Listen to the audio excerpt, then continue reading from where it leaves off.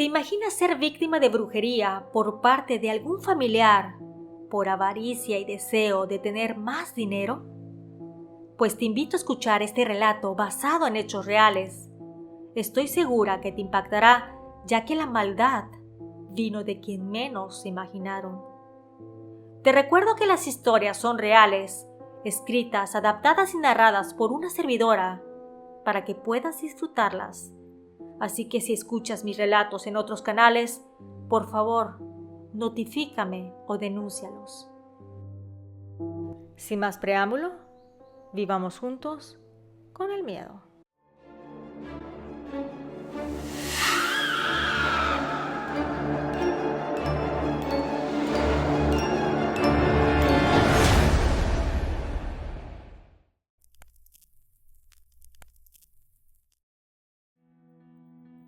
Viviendo con el miedo presenta Brujería en la familia.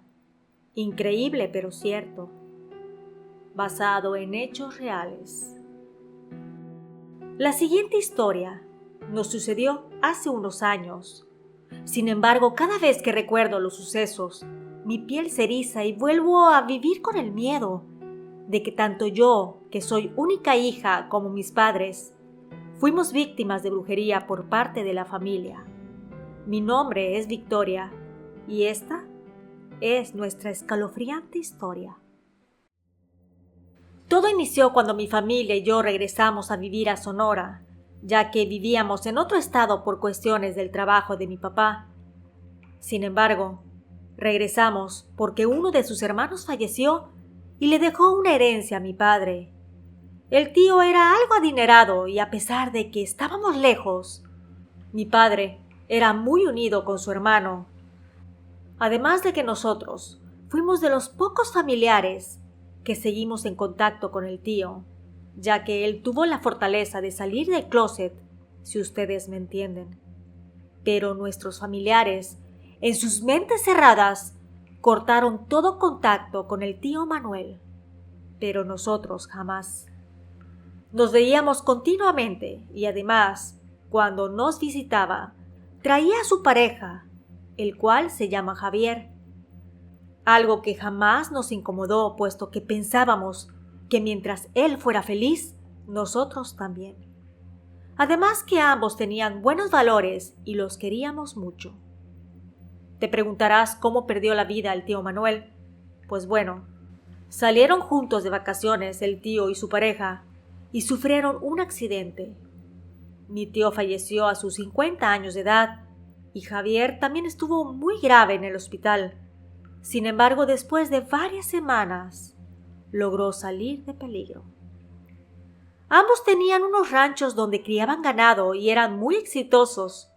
Y no era para menos, ya que tenían una relación de más de 10 años, donde pusieron todo su amor y empeño para que el negocio floreciera. Así que tenían, como dije antes, algo de dinero guardado. Como hombres precavidos, dejaron estipulados en contratos y en un testamento ante el notario cómo querían que se repartieran los bienes en caso de fallecer, ya que ambos no estaban casados. Nosotros pensamos que nuestro tío político se quedaría con todo. Sin embargo, a mi papá le dejó una gran casa en una zona acomodada de la ciudad y algo de dinero para que pudiera iniciar su negocio. Y tú pensarás que de seguro Javier nos vio con ojos de odio y se molestó, pero no. Al contrario, él estaba de acuerdo con la decisión del tío e incluso nos felicitó y agradeció de que nosotros hayamos sido los únicos que de verdad fuimos su familia, que los queríamos y que siempre amamos a nuestro tío Manuel, que merecíamos lo que habíamos heredado. En la lectura del testamento también estuvo mi abuela, la madre de mi papá y del tío. Su nombre, Doña Regina.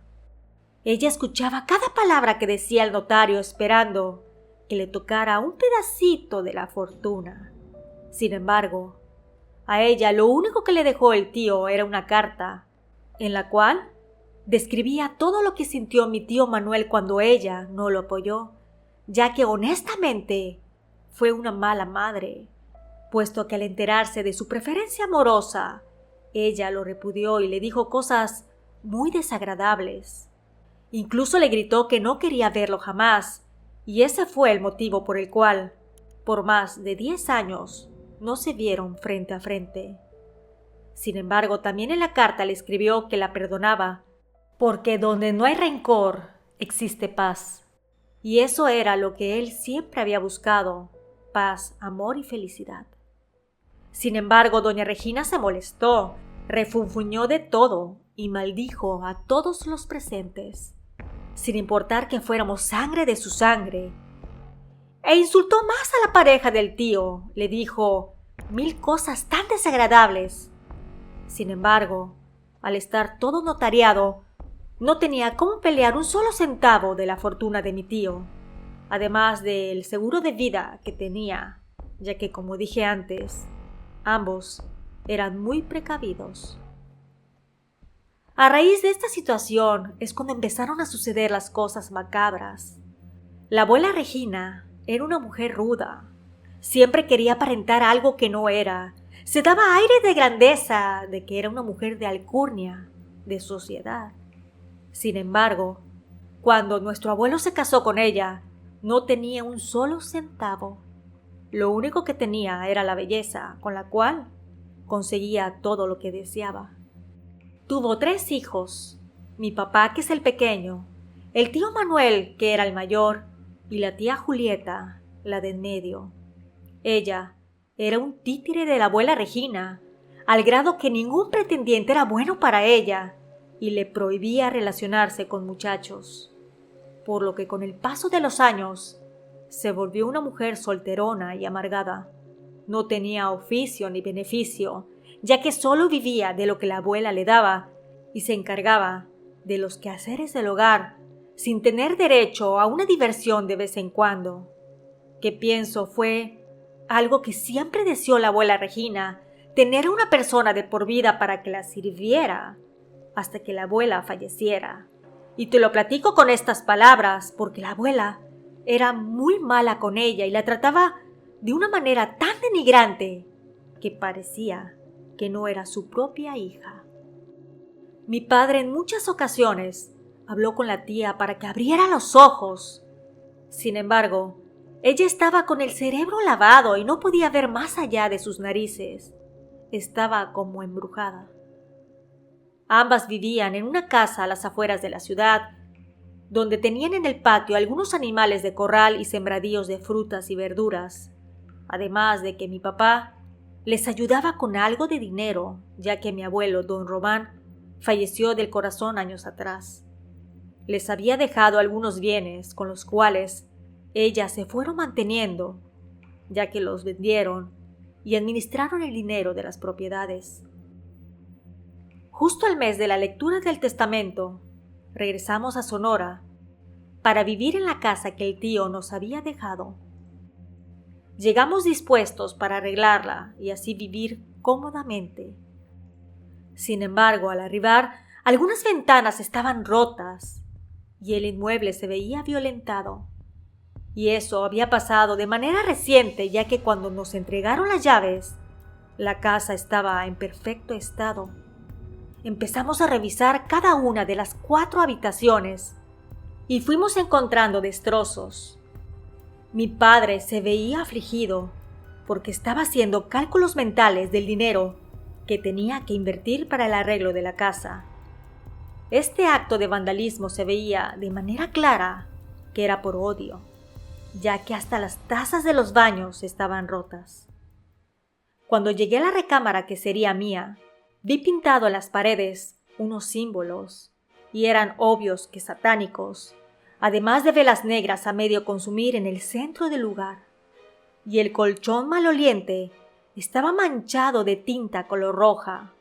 Evidentemente era sangre.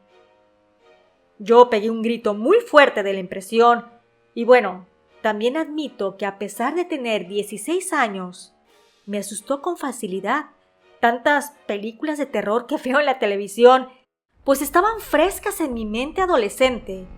Además de que me considero una persona católica, ya que voy a misa los domingos con mis padres, y creo que como hay bien, existe el mal.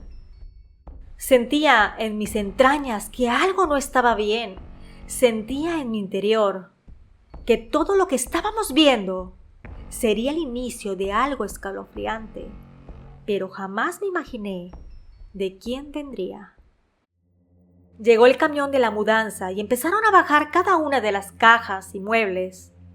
Mis padres decidieron que se deberían de quedar en la sala, ya que ahí había mucho menos cosas que arreglar y bueno, estarían más controladas. Mi madre se quedó para dirigir todo mientras que mi papá fue a buscar a una persona para que cambiara los cristales y también encontrar una recomendación de un buen herrero para que reforzara los protectores de las ventanas, ya que varias piezas estaban fuera de su lugar. Déjame decirte que esa noche fue una noche terrible. No podíamos conciliar el sueño, tanto por las ventanas desprotegidas como los signos de violencia y brujería que habían en la casa. Logramos acomodarnos en la nueva casa, sin embargo, a los 15 días, mi madre empezó a sentirse mal. Decía que sufría de calores, como bochornos, además de dolores estomacales. Si bien ella estaba pisando los 40 años, era demasiado pronto para que tuviera signos de menopausia. Además, siempre ha sido una mujer fuerte y sana. Sin embargo, su semblante empezó a ponerse enfermo y padecía constantemente de desvanecimientos. Decía que las fuerzas se le iban de un momento a otro, motivo por el cual la llevamos a hacer varios estudios, pensando que tal vez sufría de una enfermedad degenerativa como lupus. Sin embargo, los análisis mostraban que estaba llena de salud, pero sus kilos menos denotaban que estaba enferma. Así estuvo varias semanas, hasta que de un momento a otro cayó en cama. Ahí, entre mi padre y yo, la ayudábamos porque honestamente no podía levantarse. A los 2 meses del fallecimiento del tío, vino la abuela Regina a visitarnos. Entró a la casa y lo primero que nos dijo fue que qué linda era la casa que nos había heredado su hijo. Casa que debía de ser para su madre, puesto que ella lo había parido. Mi papá no dijo nada. Jamás ha sido un hombre que le gusta pelear y mucho menos con su madre. Entonces la abuela le dijo que había traído un postre para tomarse un café con nosotros, ya que tenía varias semanas de no recibir algo de dinero por parte de mi padre, por lo que yo siento que había llegado para ver qué sacaba.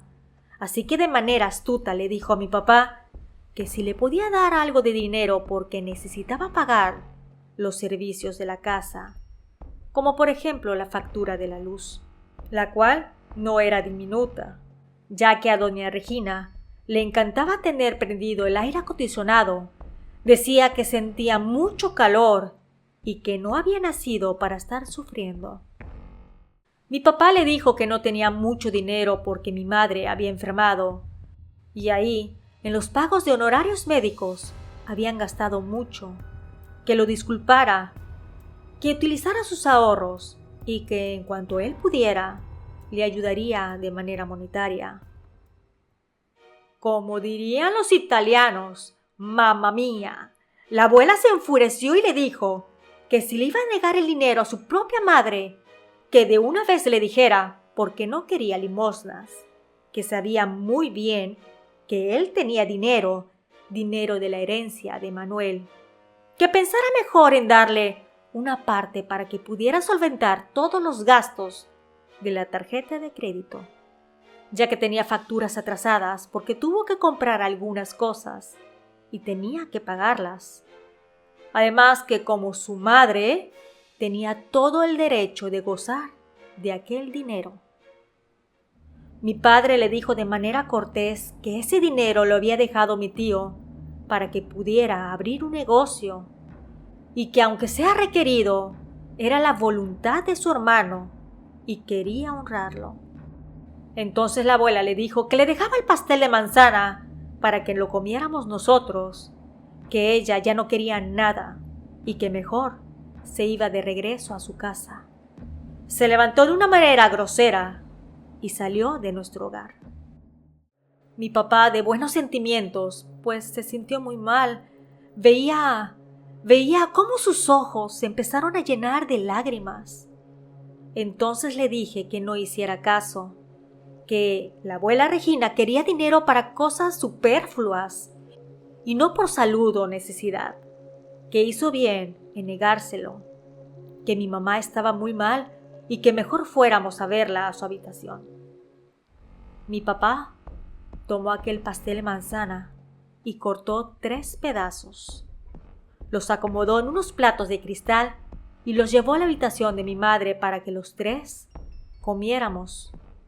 Mi madre estaba débil y casi no comía, pero sabíamos que ese pastel era su favorito, por lo que pensó la podría animar con un poco de ello.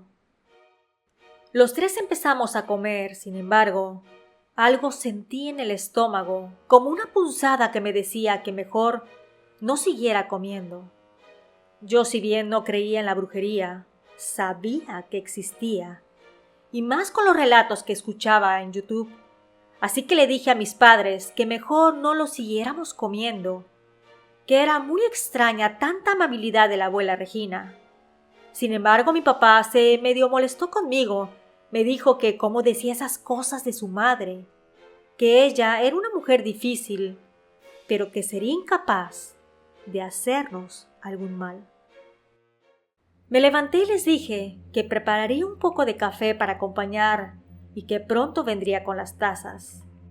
Cuando llegué a la cocina, inmediatamente tiré aquel trozo hermoso de pastel con la corteza crujiente y olor a manzana con canela. Hice un gran esfuerzo porque salivaba por aquel delicioso postre, pero mi sentido de desconfianza fue más grande que el placer. Preparé el café de olla con canela para ver si se me quitaba el antojo y lo vertí en 3 tazas para llevar a la habitación, cuando de repente escuché un grito. El grito venía del cuarto de mis padres. Dejé todo como estaba y corrí para auxiliar a mi papá. Al entrar, vi que mi madre estaba convulsionando. Me impresioné mucho. Veía cómo mi padre trataba de ponerla de lado para que no se ahogara con su propia lengua. Me dijo que llamara a una ambulancia para que viniera inmediatamente porque esto jamás había sucedido. Así que fui y marqué a la policía para solicitar ayuda. La Cruz Roja llegó rápidamente y la llevaron de emergencia al hospital. Le hicieron muchísimos análisis y estudios que honestamente pensamos que mostrarían algo. Sin embargo, todo salía con niveles normales, por lo que al par de días la dieron de alta y nos regresamos a nuestra casa. Cuando llegamos, vimos en la puerta de la entrada un morralito negro amarrado con un listón rojo y un líquido alrededor que a simple vista parecía orina. Tratamos de no pisarlo al pasar por la puerta. Dejamos a mi madre en la recámara y mi padre salió para tirar y limpiar todo aquello. Así que lo limpió de manera que sus manos no tocaran las cosas. Esa noche mi papá estaba pensativo. Me acerqué y lo abracé. Le pregunté que qué estaba pensando. Él me dijo que se acordó de las palabras que le dije, que tal vez su madre, doña Regina, quería hacernos algún mal para conseguir el dinero que deseaba, pero que no creía que su propia madre fuera capaz de llegar a tanto después de todos los años que él la ayudó. Mi madre empezó a tener fiebres muy altas y de esa situación perdía el conocimiento por momentos. Al vernos, sus ojos mostraban que no nos reconocía. Se veía una mujer anciana y eso nos partía el corazón. Nosotros estábamos desconsolados, pero algo hizo que pensáramos en Javier, la pareja de mi tío. Le marcamos y cuando nos contestó nos preguntó que si todo estaba bien. Mi papá empezó a relatarle los hechos, desde la casa vandalizada, la enfermedad de mi madre, la visita de la abuela con sus exigencias. En general, le empezó a contar todo. Yo estaba junto a mi papá cuando de repente éste se quedó en silencio y solo dijo que estaba bien y que lo esperaba lo más pronto posible. Yo tomé de la mano a mi padre y le pregunté que qué le había dicho Javier. Mi papá me dijo que él iba a traer a una señora que vivía en el rancho y que era curandera, que la traería para tratar de aliviar los males de mi madre. Después mi padre se dio la media vuelta y se retiró a la habitación donde estaba mi madre dormida. Al par de horas llegó Javier con una mujer, tal vez de unos 55 años de edad, robusta, y se notaba que era una mujer trabajadora de campo. Al pasar por la puerta de la casa, vi cómo se sacudió ligeramente. Volteó a ver a Javier y dijo que sintió un fuerte escalofrío en el lugar, que algo no estaba bien. La llevaron para ver a mi madre y al entrar, la curandera se acercó a mi mamá y la tomó de la mano. Mi mamá abrió los ojos y le sonrió. La curandera le dijo que había llegado para ayudarla, que estuviera tranquila, que pronto se sentiría mejor. Se acercó a Javier y le dijo que a mi madre le habían hecho un trabajo muy fuerte de brujería, que usaron animales para enfermarla y además, por su bajo peso, al parecer había comido brujería también, que iba a necesitar agua con gas y sal, porque haría que mi madre vomitara todo lo que tuviera en el estómago. Además, que le haría una limpia y para eso había traído un cuyo de color negro en una jaulita. Rápidamente le llevamos el agua mineral o el agua con gas y la sal como había pedido. Le puso una buena cantidad de esta última y le dijo a mi madre que se la tomara de golpe. Ella, como pudo, se incorporó, tomó el vaso entre sus manos y se bebió el líquido. Inmediatamente le pasaron un balde o cubeta para que ahí devolviera el estómago. No pasaron ni 3 minutos cuando empezaron las primeras arcadas de mi madre. Emanaba un olor tan terrible e indescriptible. Y al cabo de unos minutos más, mi madre se desmayó del esfuerzo. La acostamos correctamente y le limpiamos el rostro. La curandera empezó a revisar el contenido asqueroso de la cubeta. Nos llamó y pudimos ver cómo unos gusanos blancos se movían vigorosamente. Ella nos dijo que terminaría la curación con el animalito negro, porque él estaría dispuesto a adquirir el mal de mi madre para que pudiera sobrevivir ella. En pocas palabras, daría su vida si fuera necesario. Vimos cómo hacía unas oraciones o rezos mientras pasaba el cuyo alrededor de mi mamá. Y vimos cómo, por arte de magia, mi madre empezó a abrir los ojos y a tener un color más rosado en las mejillas, no el color grisáceo, el cual tenía momentos antes. Cuando todo terminó, acomodó al animalito en su jaula y se sentó en una silla a un lado de mi mamá. Le dijo que había una persona que quería verla fallecer, que realmente quería hacerle daño a mi padre, pero que no podía, porque a su manera lo amaba. Sin embargo, quería hacerlo sufrir a través de la enfermedad de mi mamá, al punto de que su vida acabara, para que así aprovechara el momento y se metiera entre nosotros, para que se creara un sentimiento de necesidad y ella viniera a ayudar, para que a la larga, con mi padre desvalido por el dolor, pudiera manipularlo y hacer lo que siempre había querido, mandar a todos y disfrutar de todo. Mi padre le comentó a la curandera acerca del pastel de manzana que su madre, mi abuela, doña Regina, había traído. Entonces, aquella mujer le dijo que quería ver el resto de aquel postre. Cuando lo sacamos del refrigerador, vimos cómo había gusanos blancos moviéndose por todas partes.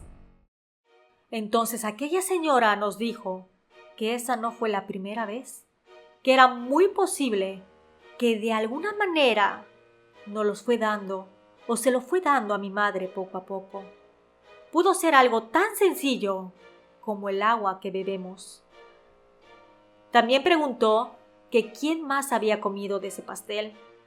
Mi padre dijo que él, y que yo únicamente un bocado. Así que a mi papá le dieron una buena limpieza estomacal y una limpia espiritual. Y a pesar de tener indicios de brujería, no fue tan fuerte en su caso. Cuando terminaron con mi papá, fue mi turno.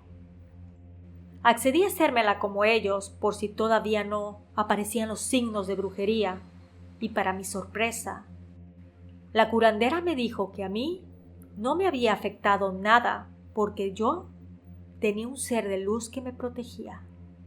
Alguien que me quiso mucho y que había fallecido recientemente. Yo estaba segura que era mi tío Manuel, que me cuidó de todo el mal que nos estaban haciendo. Javier trajo a la señora un par de días a la semana durante varias semanas. Honestamente, él se portó tan bueno y amable como realmente un familiar debiera ser, que a pesar de que ya no hay una relación tan formal por el fallecimiento de mi tío, lo seguimos viendo y convivimos con él como siempre, recordando la vida que tuvieron mi tío y Javier, y haciéndolo parte de lo que él siempre fue para nosotros, familia, porque la familia también se puede escoger. Te preguntarás acerca de la abuela Regina. Bueno, ella empezó a enfermar, tenía dolores de cuerpo y achaques continuamente. Y las cosas de la vida. La tía Julieta conoció a un hombre en el supermercado. Hubo una fuerte atracción, por lo que a los 5 meses se fueron a vivir juntos. Así que la abuela Regina se quedó sola en su casa, padeciendo de enfermedades inexplicables y de la soledad de la que siempre había huido. Y aunque viví con el miedo de perder a mi madre por la brujería de la abuela, estoy muy contenta de que encontráramos un camino que nos llevó de regreso a la felicidad. Gracias a la suscriptora por la confianza. Esperando que te haya gustado el relato, te invito a suscribirte y compartir, porque de esta manera me ayudas a que siga trayéndote relatos originales. Nos escuchamos pronto. ¿Y tú? ¿Vives con el miedo?